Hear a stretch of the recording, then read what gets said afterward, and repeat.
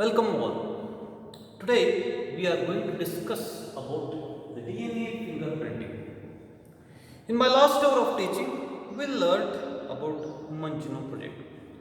By Human Genome Project, we got the information that the 99.9% of the DNA content present is same or similar among all the people. And the people DNA is differ in 0.1%. In Human Genome Project, we understood that all people having similar DNA content of 99.9%, but the variations among the people, the DNA among the people is 0.1%. So, identifying the differences of DNA content in a particular region is called repetitive DNA.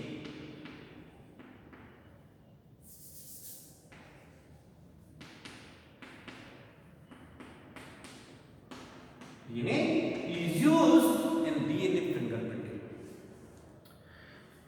What I say is nothing but identifying. DNA fingerprinting is nothing but identifying the differences in the particular region. The differences of the DNA present in the particular region is called repetitive DNA. What is repetitive DNA? A short segment of a DNA present repeatedly or many times in the genome. That is called repetitive. What is repetitive DNA? The segment of the DNA is repeatedly present several times in a human genome is called repetitive DNA. This repetitive DNA, when we do density gradient centrifugation of whole genome content of the human being. This repetitive DNA sequences shows the major peaks in density gradient centrifugation. When the human genome is we did the density gradient centrifugation of the whole genome of the human cell. What we get, the major peaks. This repetitive DNA sequences form the major peaks in the density gradient centrifugation. So, these major peaks also included the density gradient centrifugation, also included the minor peaks. These minor peaks are called satellite DNA.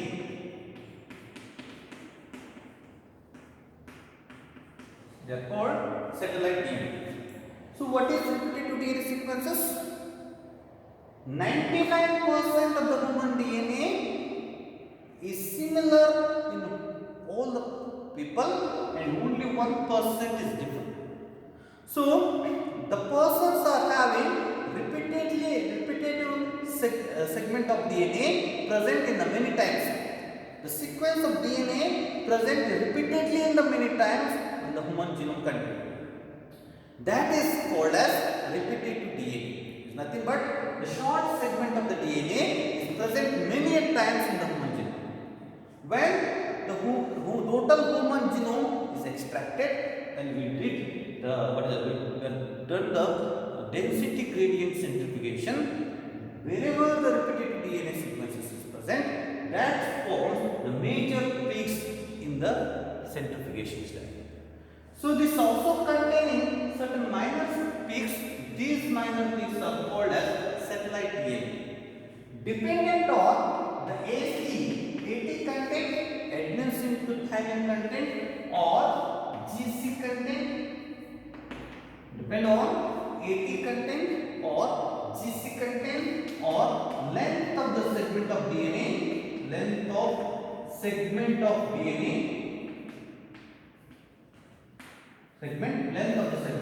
or the copy number. Copy number means how many times the repetitive DNA sequences is present. How many times the sequence of the DNA is repeatedly present is nothing but the copy number. So this satellite DNA depend on the AT content or the GC content or the length of the segment, whether it is a large or the short segment or the copy number. It means how many times the repetitive DNA sequences are present in the DNA. It means the segment of the DNA which is having particular nucleotide base pairs are repeatedly present in the DNA are classified into mini satellite and microsatellite. These mini satellites or the microsatellites are responsible for the polymorphism, means variability. They are responsible for the polymorphism or the variability. Say 0.1% content of the DNA is variably present among the people. So this 0.1% of the unique sequences are present or they lead into the variations or the polymorphism.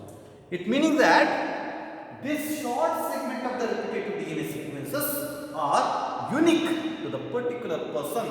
They are unique to the particular person, but there is a variations or there is a polymorphism. There is a differences among the people to people. Then we have to understand how this polymorphism occurs or variability occurs. How the children of a same person are phenotypically varies. What is the reason that the sons or the daughters of the same person, they are differ in phenotypically? See, this is called the polymorphism, so that the DNA sequences are unique. The unique means the satellite DNA are unique to the person, but the differences among the person. So we all know that the mutations are responsible for the polymorphism. What is mutations? Mutations, the change in the nucleotide sequence of the DNA changes the phenotype. Changes in the nucleotide sequence of the DNA leading to the change in the phenotype is called as mutations. So that there are two kinds of mutations. One is called as somatic mutations. Second one is called as germinal mutations. Then what is somatic mutations? If the mutations that occur in the somatic cells, these mutations only present in the persons. They are not inherited. The mutations that occur in the somatic cells will not be inherited. It will not be passed from parent to the offspring. But the mutations that occur in the germinal cells, they may inherited. These mutations occur on polymorphism if we increase the frequency of 0.1%. If the frequency of these mutations increase or the polymorphism is increased, that leading to the inheritable character. That mutation get inherited. If the high level of mutations are occurred, it shows the immediate effect in the offspring.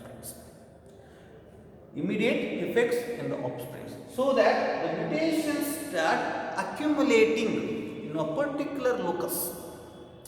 When the mutations are accumulating in the particular locus of the chromosomes, these get inherited.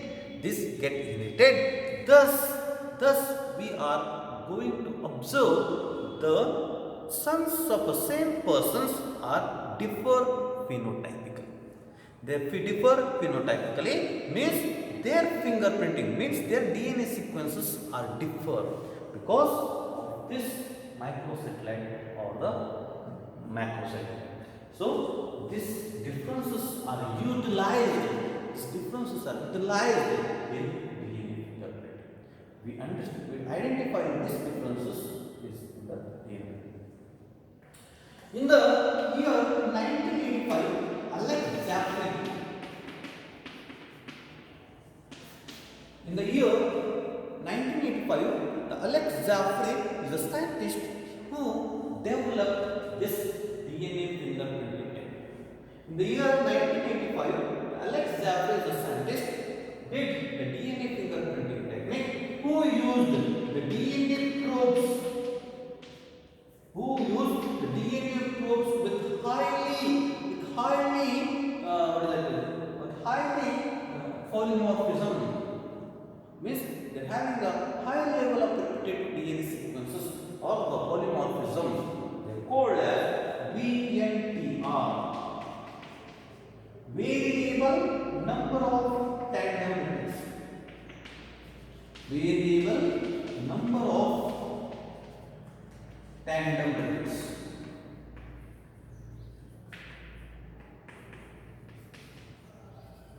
In the year 1985, Alex Jaffe is a scientist who developed the DNA fingerprinting technology, who used the DNA probes with highly accurate, unique polymorphic DNA contain that satellite DNA. That satellite DNA is called VNTR, variable number of tandem repeats in the DNA fingerprinting technology. And later on in India, the first it is utilized, the DNA fingerprinting was done by the two scientists. One is Dr. V.K. Kashyap and Dr. Lalji Singh. The two scientists, one is Dr. V.K. Kashyap and Dr. Lalji Singh, who developed this technology or who used this technology in India first time.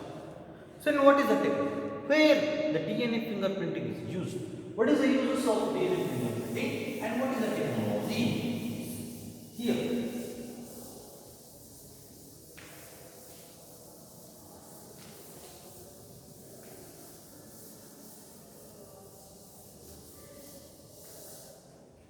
What is the uses? Where the DNA fingerprinting is used? First uses of the DNA fingerprinting is solving. The uses of DNA fingerprinting, first is used to solving the disputes in parenting.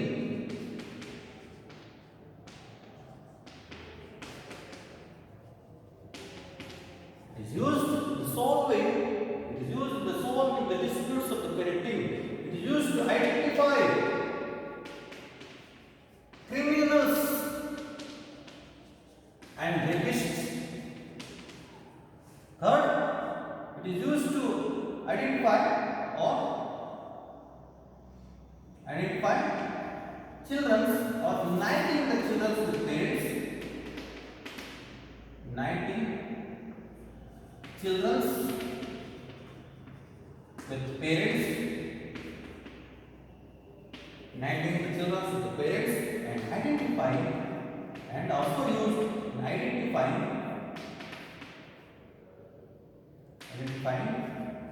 bird bodies and unidentified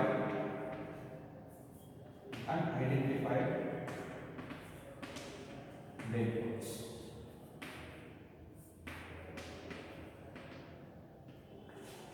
This DNA fingerprinting used the forensic technology, the forensic understanding of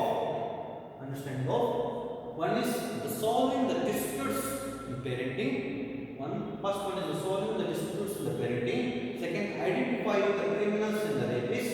Third, uniting the children with the parents, lost children with the parents. Uniting the lost children with the parents. Fourth, the identifying the unidentified burnt bodies and unidentified dead bodies. So, critically injured or unidentified dead bodies are identified by using DNA fingerprint technology. Then, what is the methodology of DNA fingerprinting? First step used in the DNA fingerprinting is isolation of the DNA content. First step is the isolation of the DNA content. Second step is extraction of the DNA content. Second step is the digestion of the DNA content into several segments. Third, the separation of the segment of the DNA on gel electrophoresis. Fourth, breaking, denaturation of the double stranded DNA. Fifth, transfer of these segments of the DNA on nitrocellulose sheath or nylon membrane. Fifth, adding the autoradiography VNTR probes, DNA probes, so that VNTR probes form the DNA hybridization. Sixth, the autoradiography, taking the autoradiography of the picture. And seventh, identifying or comparing the victims with the suspects. These are certain steps involved in the DNA fingerprint. The first step in the DNA fingerprinting is isolation of DNA or extraction of DNA content.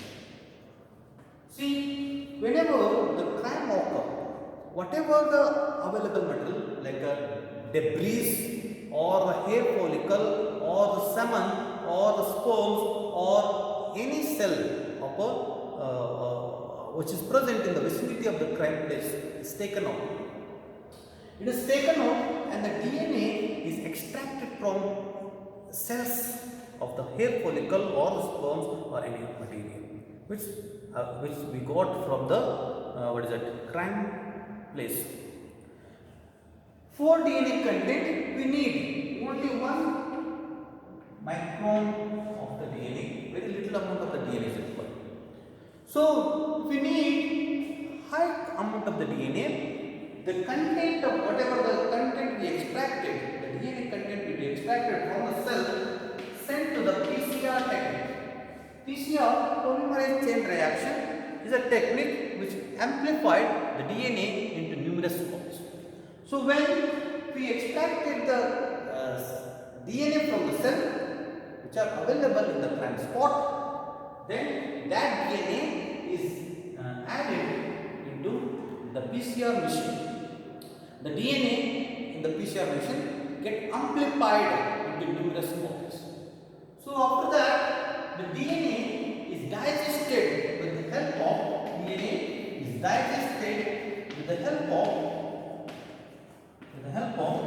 restriction endonucleases. Already mentioned that the restriction endonucleases are the specialized enzymes which cleave the DNA at a particular place, so that when the DNA is extracted, when it is amplified, this RNA or restriction endonucleases break out DNA into several fragments. Or the segments. See, these segments are separated. The segments are separated using gel electrophoresis. Gel electrophoresis is nothing but it uses agarose gel. Agarose gel of 0.2%. These gels helpful for the separating of the DNA by its size. So, the DNA content or the DNA fragments produced by the Ren dilation, means restriction endonuclease dilation, are get separated on the basis of their size on gel electrophoresis, where one end of which is connected with the cathode, other one end is connected with the anode. So, DNA is having the negative charge. DNA is having negative, it is acidic in nature, it is having the negative charge, it moves towards the positive pole. So, DNA segments are separated with their size. Means the small segment runs faster than the large segment. They get separated on gel electrophoresis. In fifth step, the of these gels. Thus, what happens? DNA is a double stranded nature. The alkali treatment of this segment, alkali treatment lead to denaturation. What is denaturation? Means the hydrogen bonds present between the two strands of the DNA is break out, so that it will lead into the single stranded DNA. The step is called as denaturation. When we do the alkali treatment, the hydrogen bonds between the two strands of the DNA is broken out, leading to formation of the single strand. Sixth, southern hybridization.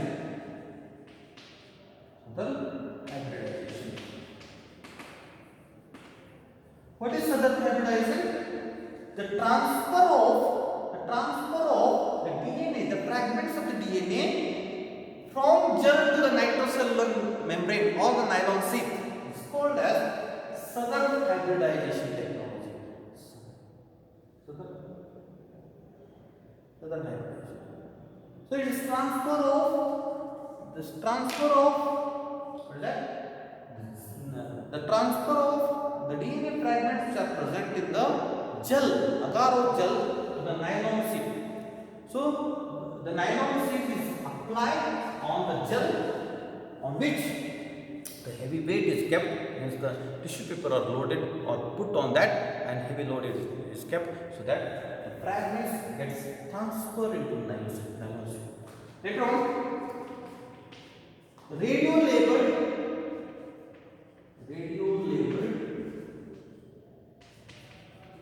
VNTR, variable number of VNTR probes, DNA probes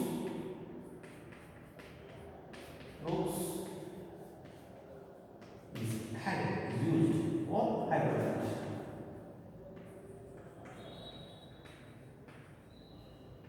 After that, when they are transferred to the nylon sheath, the DNA fragments are transferred to the nylon sheath, the VNTR highly unique polymorphic DNA, satellite DNA, that is radio labeled one, the VNTR, variable number of tandem repeats probes, DNA probes are utilized. So these probes are go and bind to the complementary base pairs present in this segment, single strand DNA. So they form DNA hybridization, and they are radio labeled. So that this radio labeled DNA form a peak, or they form separate bands. They form the separate bands on radiographic plate. How these bands are formed? The VNTR or the satellite DNA or the variable tandem repeats are variably present from chromosome to the chromosome, and they are unique one.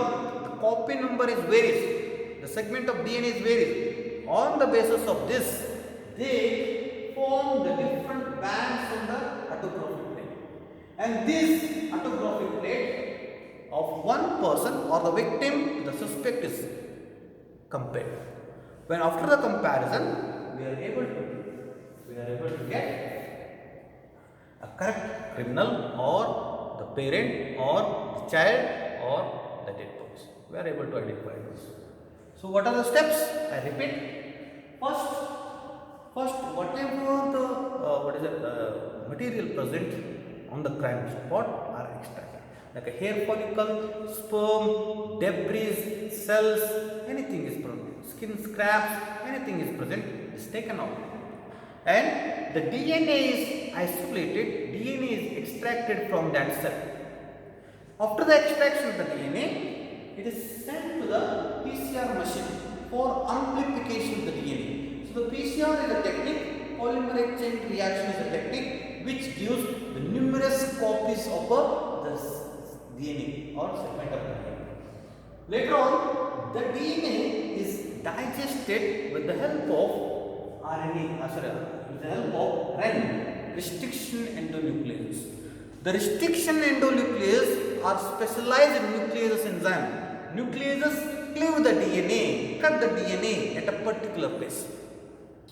By restriction digestion treatment, this DNA get digested or lead to the formation of several fragments. They are called segments of the DNA. These fragments of the DNA is separated by using agar gel electrophoresis. The agar gel electrophoresis uses what is that? Agar gel of 5% that having a minute pores. So one end of buffer is used here. One end of is connected with the cathode, other one is connected with the anode. So the DNA fragments are moved on the basis of their size. They get separated. In the agar gel electrophoresis, the separation of the fragment occur